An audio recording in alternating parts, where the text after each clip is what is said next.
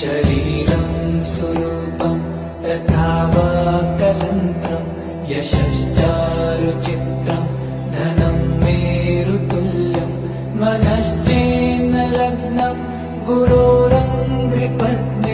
ततः किं ततः किं ततः किं ततः किं